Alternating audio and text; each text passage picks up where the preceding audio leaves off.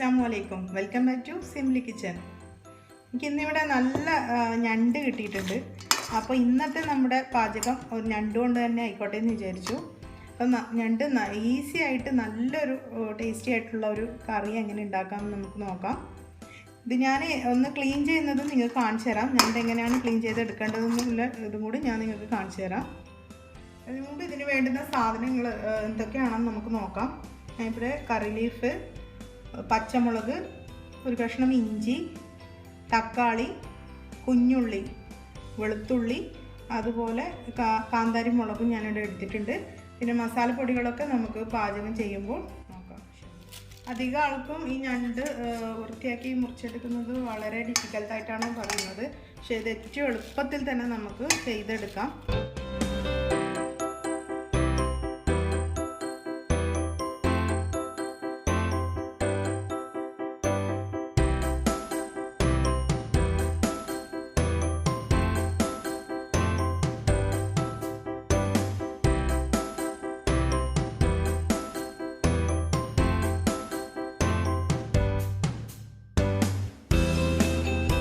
നമ്മുടെ ഞണ്ടൊക്കെ മുറിച്ചെടുത്തു. ഇനി നമുക്കിത് ക്ലീൻ ചെയ്യണം. നല്ല ഉറപ്പുണ്ടായിരുന്നു ഫ്രഷ് ഞണ്ടായതുകൊണ്ട് ഞാനൊരു കത്തി എടുത്തിട്ടാണ് ഇതൊക്കെ കീറിട്ട് വെച്ചത്. അപ്പം ഇതൊക്കെ കളഞ്ഞ് നമുക്ക് നന്നായിട്ട് കഴുകി വൃത്തിയാക്കി എടുക്കാം ഈ ഞണ്ട്. ഞാനിനി അടുത്തായിട്ട് നമുക്ക് ഈ കുഞ്ഞുള്ളിയൊക്കെ ചതച്ചെടുക്കുകയാണ്, മുറിക്കുന്നതല്ല, മിക്സിയിലിട്ട് അടിക്കുന്നതല്ല. ഇതിലിട്ടിട്ടൊന്ന് നന്നായിട്ട് ചതച്ച് എടുക്കുകയാണ് ചെയ്യുന്നത്.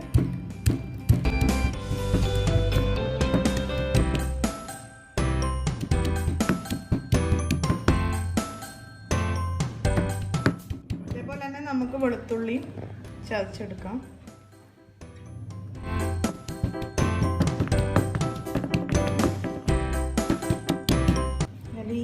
ഇഞ്ചി അതിലേക്ക് ആഡ് ചെയ്യാം. പച്ചമുളക്,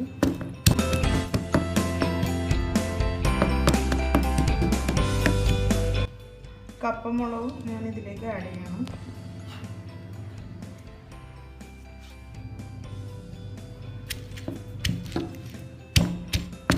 ഇതെല്ലാം കൂടി നന്നായിട്ടൊന്ന് ചതച്ച്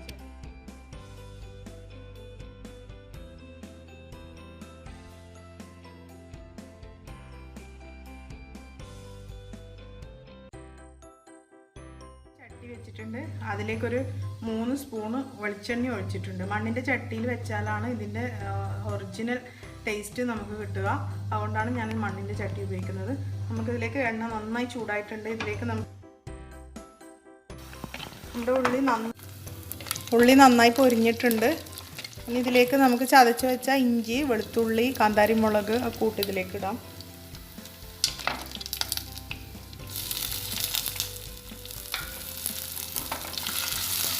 ഇതും കൂടി എണ്ണയിലൊന്ന് നന്നായിട്ട് മൂപ്പിച്ചെടുക്കാം.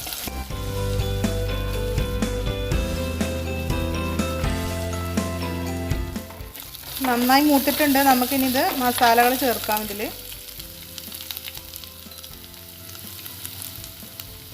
ഇവിടെ 1/4 ടീസ്പൂൺ മഞ്ഞൾപ്പൊടി,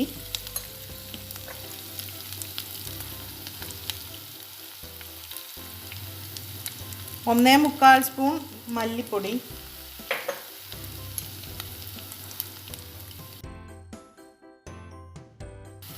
1/4 സ്പൂൺ മുളക് പൊടി. ഇതിലേക്ക് ഞാൻ കുറച്ച് ഗരം മസാല കൂടി ചേർക്കുന്നുണ്ട്. നന്നായിട്ടൊന്ന് മൂപ്പിച്ചെടുക്കാം.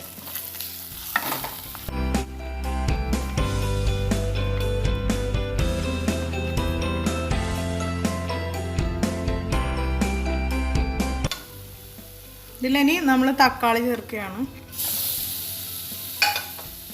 ഞാൻ ഒരു തക്കാളി മാത്രമേ ഇതിലിട്ടിട്ടുള്ളൂ. കുറച്ച് നമുക്ക് പുളി കൂടി ചേർക്കാനുണ്ട്.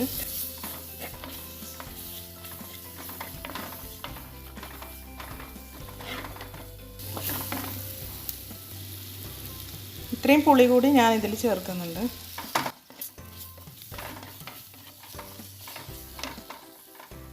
ഇതിപ്പോൾ മസാലകളൊക്കെ നന്നായി മൂത്തിട്ടുണ്ട്. നമുക്കിതിലേക്ക് ഇനി ഞണ്ട് ഇടാം. 3 വലിയ ഞണ്ടാണ് ഞാനിപ്പോൾ ഇതിനു വേണ്ടി എടുത്തിട്ടുള്ളത്.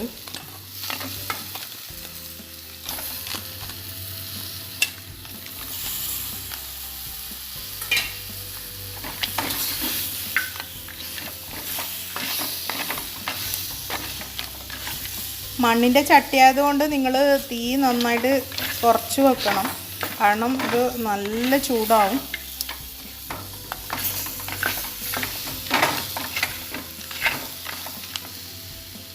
ഇതിലേക്ക് പാകത്തിനുള്ള ഉപ്പും കൂടി ചേർത്ത് കൊടുക്കാം.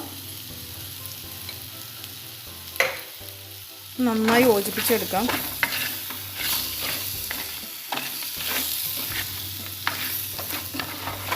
ഇനി ഇതിൽ നമ്മൾ കുറച്ച് വെള്ളം ഒഴിക്കാൻ പോകുന്നു, കാരണം ഈ ഞണ്ട് നമുക്കൊന്ന് വെന്ത് കിട്ടണം. അതിനുള്ള വെള്ളം കൂടി ഒഴിച്ചു കൊടുക്കാം.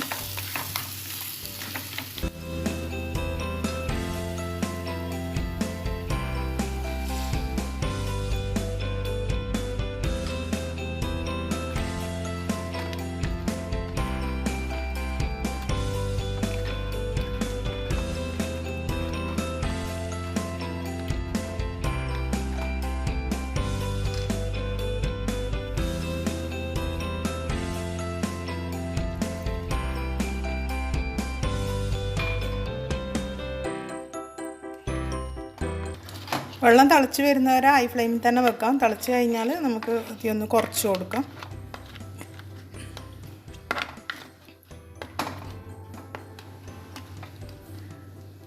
ഇത് നമുക്ക് മൂടി വെച്ച് നന്നായി ഒന്ന് വേവിച്ചെടുക്കാം.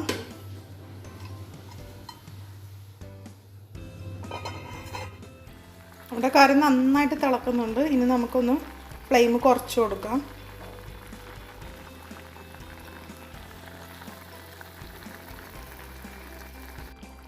നമ്മുടെ ഞണ്ട് കറി ഏകദേശം റെഡിയായി വന്നിട്ടുണ്ട്. കുറച്ച് ടൈമും കൂടി എടുക്കും. നന്നായിട്ടത് കുറുകി വന്നിട്ടുണ്ട് നമ്മുടെ ചാറൊക്കെ. മണ്ണിൻ്റെ ചട്ടിയിൽ കറി വേകുമ്പോൾ നല്ലൊരു മണം വരുന്നുണ്ട്. അതുപോലെ തന്നെ കുഞ്ഞുള്ളി ഇതിൽ ചേർത്തത്, അപ്പോൾ ആ കുഞ്ഞുള്ളിയുടെ ഒരു സ്മെല്ലും കൂടി മുന്നിൽ വരുന്നുണ്ട്. ഏതായാലും ഇനിയൊരു 5 മിനിറ്റിൻ്റെ ഉള്ളിൽ നമ്മുടെ കറി ഇവിടെ റെഡിയാവുന്നതാണ്.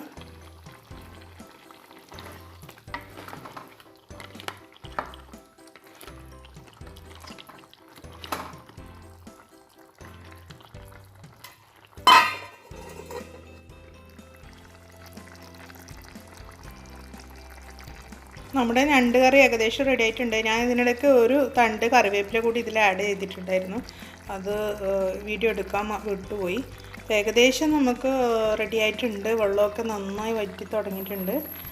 ഒരു കുറച്ച് ടൈമും കൂടി നമുക്കിതൊന്ന് അടച്ചു വെച്ച് വേവിച്ചെടുക്കാം.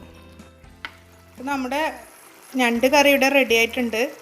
ഞാനിതിൽ കാന്താരി മുളകാണ് ആഡ് ചെയ്തിട്ടുള്ളത്. നിങ്ങൾക്കത് അവൈലബിൾ അല്ലെങ്കിൽ നിങ്ങൾ കുരുമുളക് ചേർത്താലും മതി. പിന്നെ മുളക് പൊടി, മുളകൊക്കെ നിങ്ങളുടെ എരിവിനനുസരിച്ച് നിങ്ങൾക്ക് ചേർക്കാം.